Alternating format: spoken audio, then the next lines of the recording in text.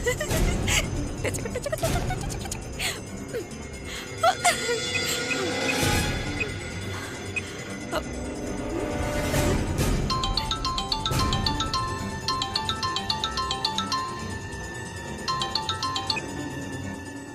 Aunty. Nandini, Nandini, Nandini, நான் இப்போ ரொம்ப சந்தோஷமா இருக்கேன். என் சந்தோஷத்தை உன்கிட்ட ஷேர் பண்ணிக்கணும் தான் இப்போ ஓடி வந்து ஃபோன் பண்ணிருக்கேன்.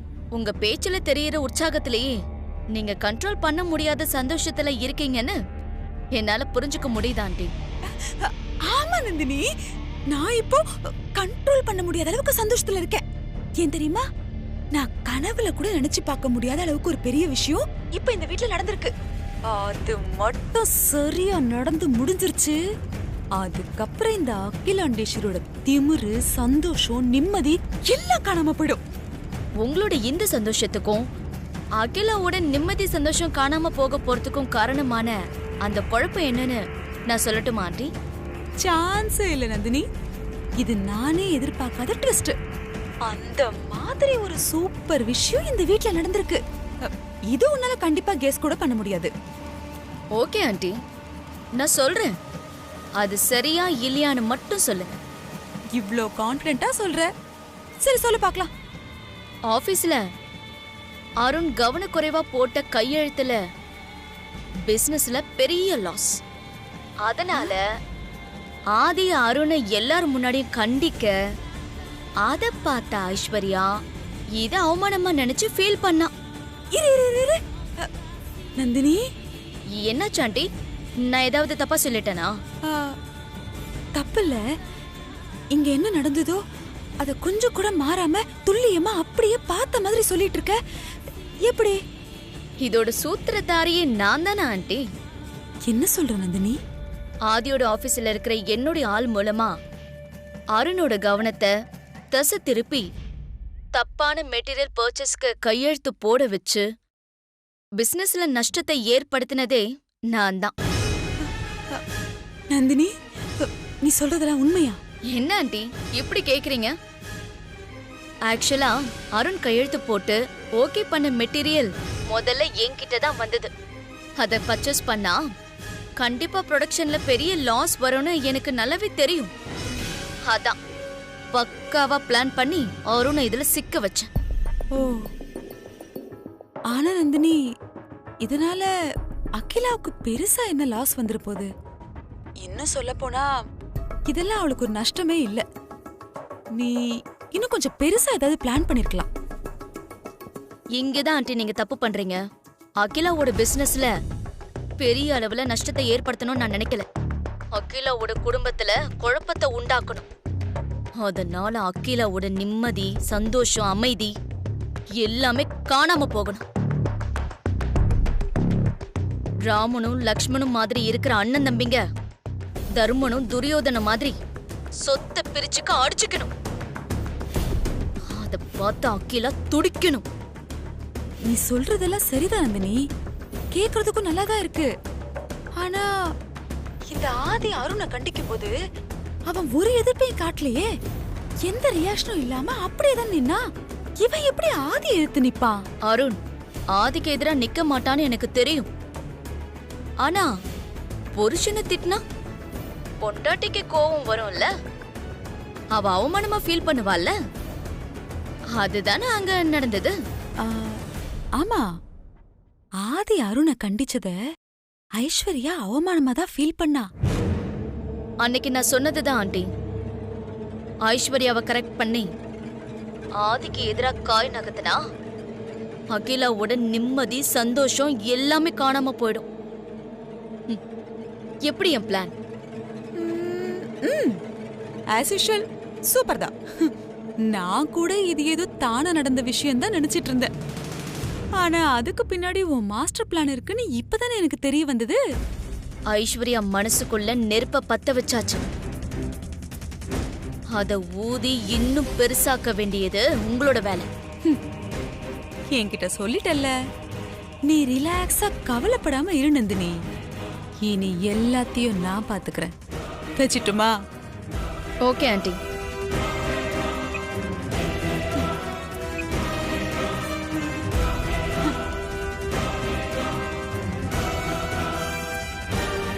இந்த வீடு ரெண்டாகணுங்கிறது தானே என் ஆசை. அடிச்சு உடச்சிட வேண்டியதுதான்.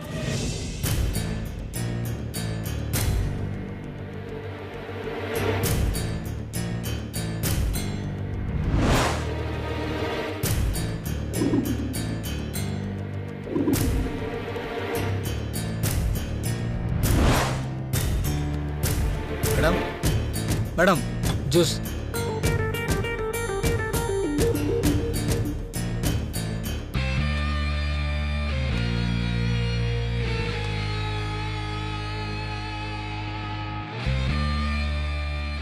ஐஸ்வர்யா, நீ பயங்கரமான குழப்பத்துல இருக்கன்னு எனக்கு நல்லாவே தெரியும்.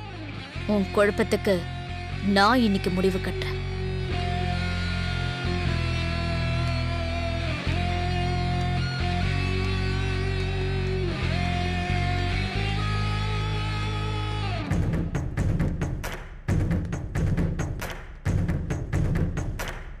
ஹாய்.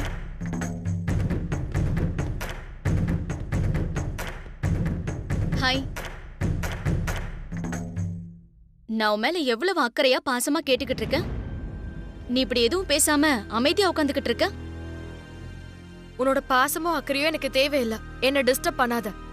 நான் உன்னை டிஸ்டர்ப் பண்றதுக்காக வரல ஐஸ்வர்யா, உனக்கு ஹெல்ப் பண்றதுக்காக தான் வந்திருக்கேன். எனக்கு எந்த பிரச்சனையும் இல்ல. உன்னுடைய ஹெல்ப் எனக்கு எதுவும் தேவையில்லைன்னு மட்டும் சொல்லிடாத. இப்போ நீ குழப்பத்துல இருக்கேன்னு எனக்கு நல்லாவே தெரியும்.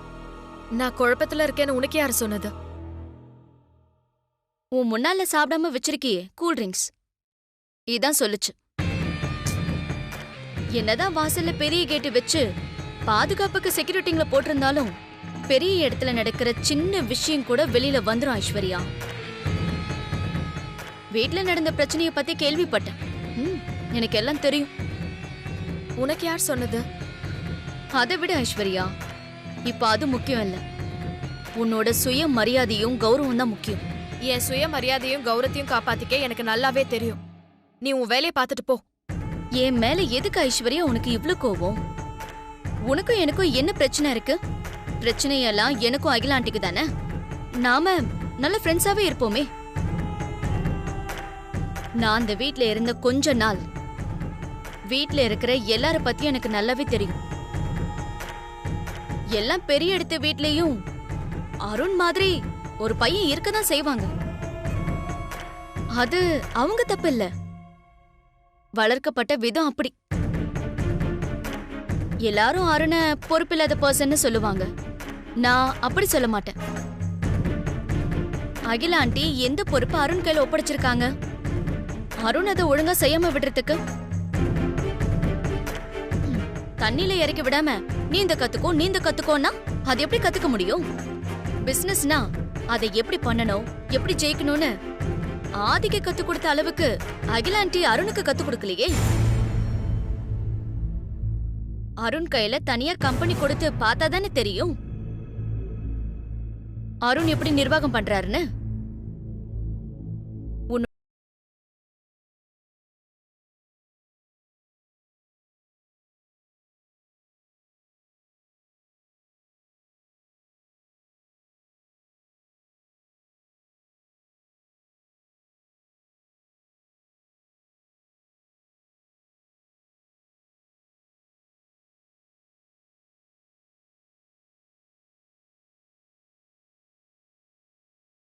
உன்னோட எண்ணம்லாம் என்கிட்ட பலிக்காது. நான் பாக பிரிவினன்னு சொன்னது நீ தப்பா புரிஞ்சிட்டு இருக்க ஐஸ்வர்யா. நான் சொத்தை பிரிக்க சொல்லல. ஆதிக்கிட்ட இருக்கிற மொத்த பொறுப்பையும், அதாவது கம்பெனிகளை ரெண்டா பிரிச்சு அருணுக்கு பாதி கொடுக்க சொல்றேன்.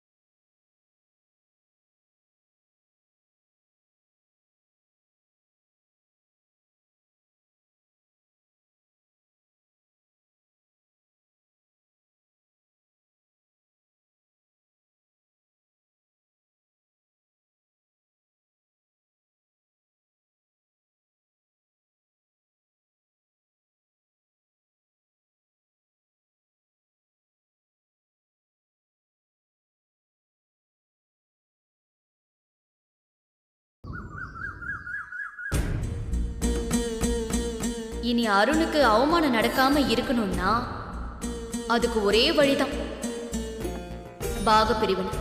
சொன்னவங்க யாருங்கிறத விட சொன்ன விஷயம் சரியா இருக்குங்கிறது தான் முக்கியம். வேப்ப மரத்து தேன் கூட இருந்தாலும் அதுவும் இனிக்குதான் செய்யும், கசக்காத ஐஸ்வர்யா. யோசிச்சு நல்ல முடிவுக்கு வா.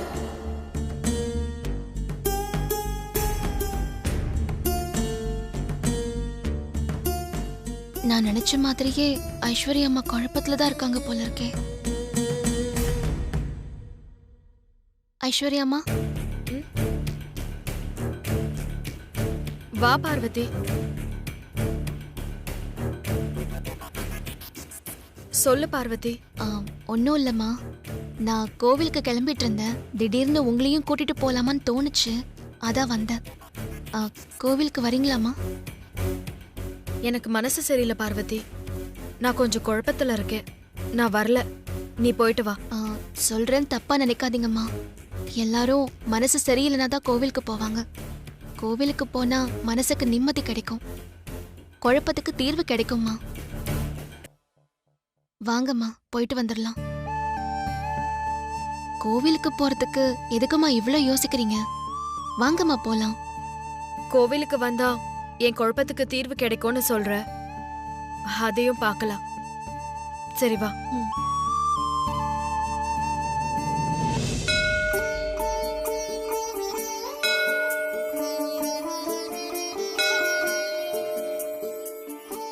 வாங்கம்மா.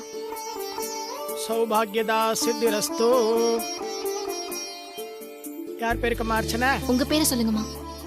ஐஸ்வர்யா. ஐஸ்வர்யா நாம்யாஹ தொட்டு சகல குடும்பானாம் க்ஷேமஸ்தைர்ய வீர்ய விஜயாயிராரோக்ய ஐஸ்வர்யதா சித்தியர்த்தம் ஸ்ரீமதே தண்டு துலுக்கானத்தமன் தேவ்யா அஷ்டோத்திர நாமார்ச்சனம் கரிஷ்யே.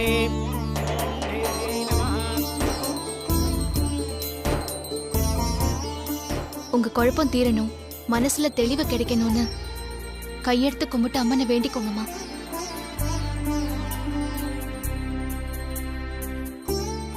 அம்மா தாயே, ஐஸ்வர்யா அம்மா மனசுல இருக்கிற குழப்பம் தீரணும். அவங்க மன குழப்பத்தால குடும்பத்துல பிரச்சனை வந்து அதனால பிரிவு வந்துடக்கூடாதுமா. குடும்பத்தோட மூத்த மருமகளா குடும்ப நல்லதுக்காக நான் இப்ப ஐஸ்வர்யா அம்மா கிட்ட சில விஷயங்களை பேச போறேன். அதனால எந்த பிரச்சனையும் வராம நீதாமா பாத்துக்கணும்.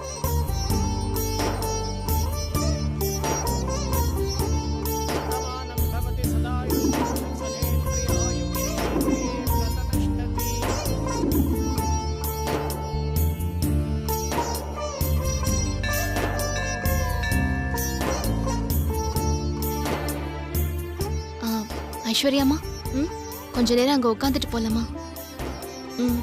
வாங்க.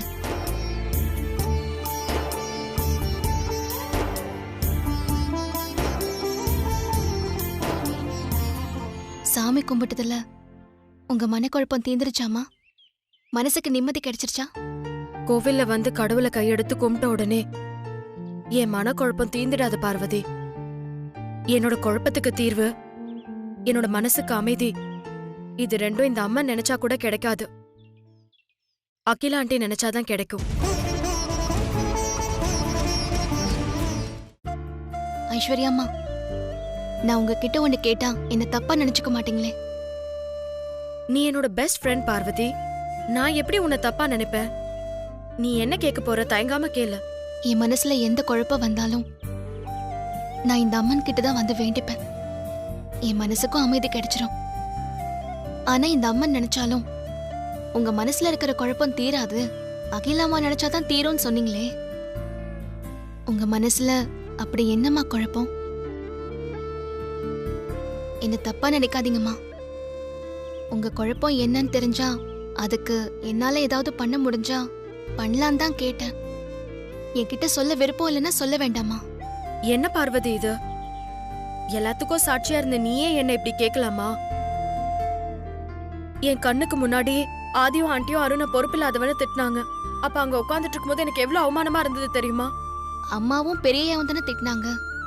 சின்னையா கூட அதை பெருசா எடுத்துக்கவே இல்லையே. அருணுக்கு பழகி போயிருக்கும், அதனால அவர் பெருசா எடுத்துக்காம இருந்திருக்கலாம். ஆனா என்னால அப்படி எடுத்துக்க முடியாது பார்வதி. எந்த ஒரு பொண்டாட்டியும் தான் கண்ணு முன்னாடி புருஷன் திட்டு வாங்குறத பொறுத்துட்டு இருக்க மாட்டா. இது உனக்கு இப்ப புரியாது. உனக்கு கல்யாணம் ஆனதுக்கு அப்புறம் தான் புரிய வரும். நான் இனிமே இந்த மாதிரி அவமானப்படாம இருக்கணும்னா அருண் பொறுப்பா நடந்துக்கணும். அருண் பொறுப்பா நடந்துக்கணும்னா முதல்ல பொறுப்பா அருண் கையில ஒப்படைக்கணும். சின்னையா கிட்ட பொறுப்பை ஒப்படைக்கணுமா? என்னம்மா சொல்றீங்க? நான் சொல்றத கேட்டா நீ குடும்பத்துல பிரச்சனையாகும் வேண்டான்னு சொல்லுவ. ஆனா இந்த விஷயத்துல பிரச்சனை ஆனாதான் ஒரு முடிவு கிடைக்கும் பார்வதி. வீட்ல பிரச்சனை ஆனதுக்கு அப்புறம் என்ன பண்றதுன்னு தெரியாம நான் குழப்பத்துல ரெஸ்டாரண்ட்ல போய் உட்கார்ந்துட்டு இருந்தேன். அப்ப நந்தினி அங்க வந்தா. அவளா என்கிட்ட தேடி வந்து பேசினா.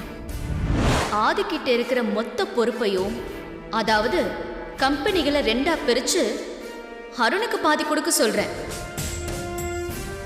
பாதி கம்பெனிகளுக்கு அவர் முதலாளி ஆக்கும்போது அவருக்கு பொறுப்பு தானா வரும்.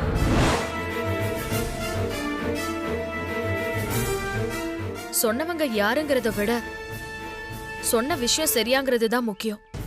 வேப்ப மரத்து தேன் கூட இருந்தாலும் அதுவும் இனிக்கதானே செய்யும். கசக்காதுன்னு நந்தினி சொல்லிட்டு போனது இன்னும் என் மனசுலயே தான் இருக்கு. நந்தினி ஆதிக்கடவுர் குடும்பத்துக்கு எதிரானவதான். ஆனா அவ சொன்ன விஷயம் எனக்கு எதிரானது இல்ல. அருணுக்கு பாதி கம்பெனியை பிரிச்சு கொடுத்தா கண்டிப்பா அருணுக்கும் பொறுப்பு வந்துரும். அருணும் ஆதி மாதிரி பெரிய பிசினஸ் மேனா வருவாரு. ஆனா ஆண்டி கிட்ட நான் போய் கம்பெனியை பிரிச்சு கொடுங்கன்னு எப்படி கேக்குறது? அதான் ஒரே குழப்பமா இருக்கு. இதுல உங்களுக்கு எந்த குழப்பமும் வேண்டாமா? கம்பெனியை பிரிச்சு கொடுங்கன்னு நீங்க தாராளமா கேளுங்க.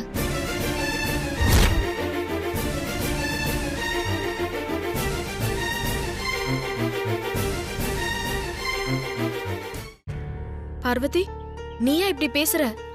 நீ இப்படி சொல்லுவ நான் கொஞ்சம் கூட எதிர்பார்க்கவே இல்ல. கம்பெனி எல்லாம் பிரிக்க வேண்டாம், குடும்பத்துக்குள்ள பிரிவு வேண்டான்னு சொல்லி பதறுவேன்னு நினைச்சேன். ஆனா நீயே கம்பெனியை பிரிச்சு கேளுங்கன்னு சொல்ற? இதை என்னால நம்பவே முடியல பார்வதி. நந்தினி தான் அவ்வளவு தெளிவா சொல்லிருக்காளே ஐஸ்வர்யாமா. நந்தினி சொன்ன மாதிரி சொன்னவங்க யாருங்கிறத விட சொன்ன விஷயம் சரியா இருக்காங்கிறது தான் முக்கியம். என்ன பொறுத்த வரைக்கும் உங்க விஷயத்துல நந்தினி சரியாதான் சொல்லிருக்கா. அதனால்தான் நந்தினி சொன்னதை நான் ஏத்துக்கிறேன். நந்தினி ஆதிக்கடவுர் குடும்பத்துக்கு எதிரானவ. அதனால அவ சொன்னதை கேட்கறதுக்கு உங்களுக்கு குழப்பமா இருக்கலாம். ஆனா நான் ஆதிக்கடவுர் குடும்பத்து மேல விசுவாசமா இருக்கிறவ. நான் சொல்றேன், நீங்க கம்பெனியை பிரிச்சு கொடுங்கன்னு கேளுங்க. ஆனா ஒண்ணு, நீங்க இது விஷயமா அம்மா கிட்ட கேட்காதீங்க, பெரியய்யா கிட்ட கேளுங்க. பெரியய்யா தான் உங்க மனசுல உள்ளதை புரிஞ்சுக்கிட்டு உங்க எண்ணத்தை நிறைவேற்றுவாரு. பார்வதி, உண்மையாவே கோயிலுக்கு வந்ததுல என் குழப்பம் தீர்ந்து போச்சு. மனசுக்குள்ள தெளிவும் கிடைச்சிருச்சு. இந்த விஷயத்த ஆண்டி கிட்ட எப்படி பேசுறதுன்னு குழப்பமா இருந்தது. ஆதி கிட்ட இந்த விஷயத்த பேச சொன்னது நல்ல ஐடியா தான். ரொம்ப நன்றி பார்வதி. என்னம்மா நீங்க இதுக்கெல்லாம் போய் நன்றி சொல்லிக்கிட்டு? வாங்க போலாம், வாங்க.